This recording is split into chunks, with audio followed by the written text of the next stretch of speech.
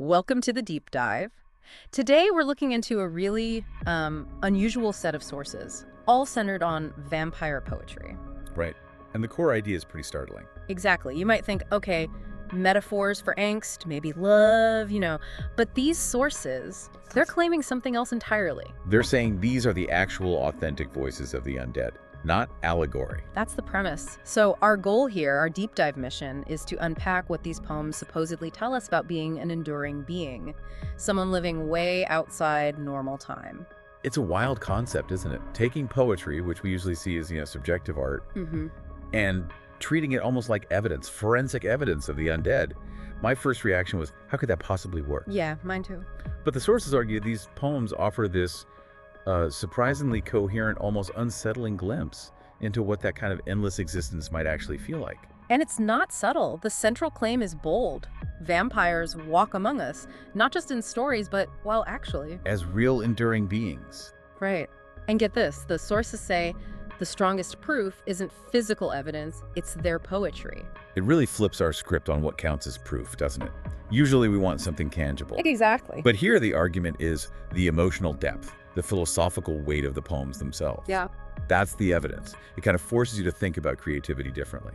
So where did this collection even come from? The story goes, the first work, Ars Breve, Vita Lunga, it was found in the Vatican's secret archives. It's the Vatican. Okay, that detail alone just ramps up the whole mystique, doesn't it? It really does.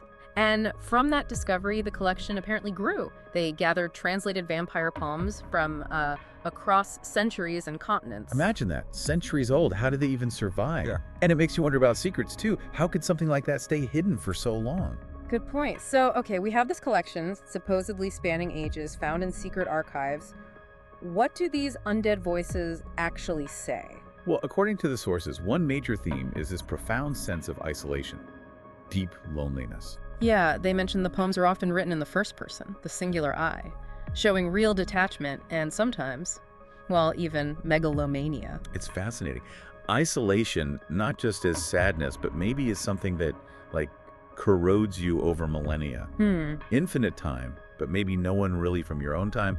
So immortality could actually amplify disconnection, leading to that solitude or, that chilling self-focus. But it's not just one note, is it? The experiences seem diverse. Some poems apparently thrill in the hunt, Right. while others wrestle with faith. Some even offer dark wisdom. It sounds like a whole spectrum of complex inner lives. Which really challenges this simple monster stereotype, Totally. Internal conflict, spirituality, wisdom developed over vast time. It suggests a sentience far beyond just hunger. Like immortality forces this ongoing philosophical journey. And maybe the most haunting thing, the sources say, is their sense of time, feeling almost outside of history itself. Wow. Outside of history. Yet, cutting through that detachment, there's this powerful recurring theme, love, described as eternal, consuming, unbound. Isn't it interesting how those link up? If you're outside history, where does connection even fit?